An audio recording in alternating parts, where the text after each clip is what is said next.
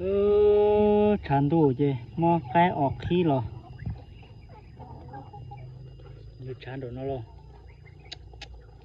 đủ ô lắm một tí xí không cái ọt khí lò được không nào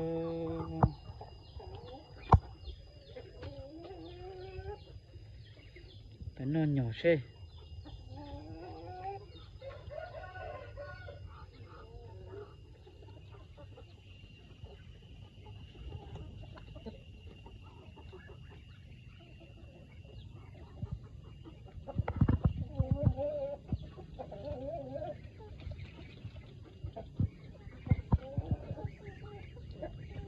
bye bye bye, chào chị.